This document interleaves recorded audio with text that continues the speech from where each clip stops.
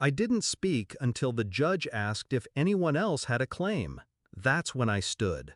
My father's head snapped toward me. My mother blinked like she didn't recognize me. My brother, Julian, scoffed under his breath, still smug even as their world crumbled around them. I didn't flinch. I didn't blink. I'm here to submit ownership documents for the house at 417 Wexley Drive, I said, voice steady. It belongs to me, not them.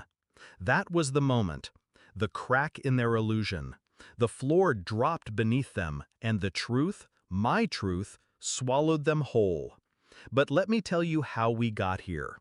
They used to call me the mistake, not even behind my back, to my face.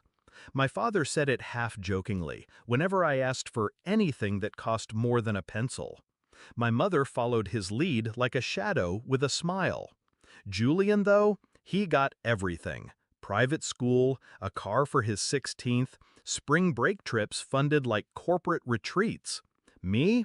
I bought my textbooks with dishwashing tips and worked overtime to afford bus fare. Still, I kept my head down. I thought maybe, one day, they'd see me, not as a disappointment, but as a daughter. That day never came. The will changed everything. Grandfather, my mom's estranged father, passed away quietly. I barely knew him. Saw him twice, maybe. Once at a funeral, once when I was 8 and he gave me a red marble and said, "You notice things, don't you?" I didn't understand him then. I do now.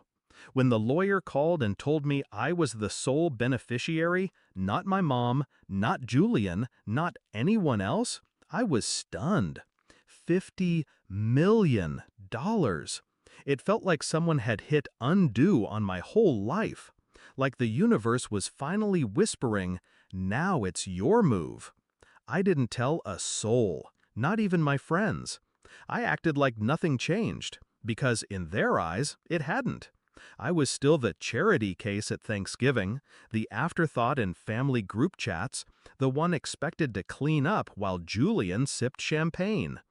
But I was watching now, closely, and they were unraveling.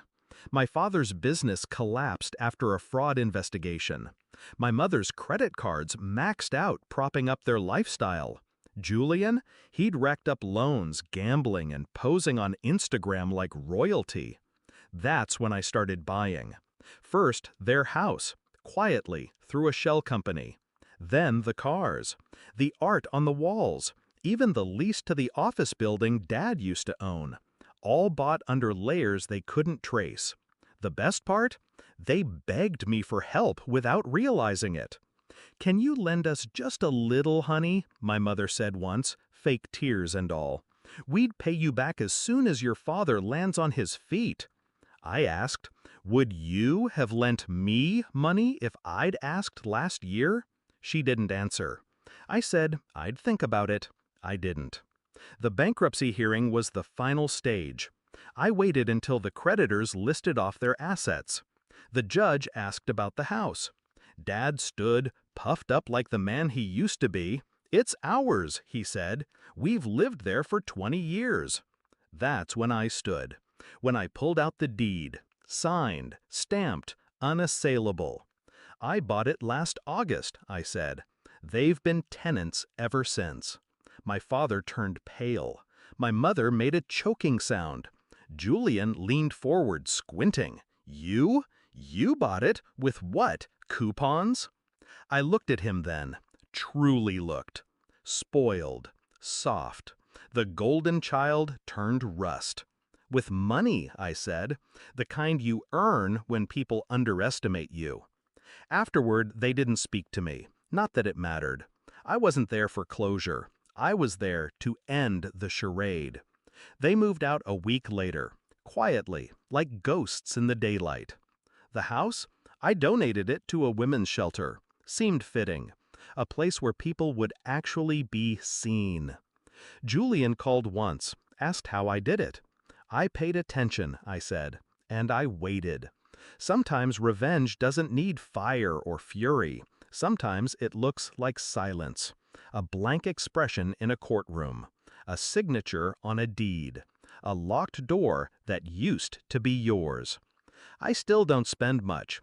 I live in a modest apartment, drive the same used car. People think I'm strange for it.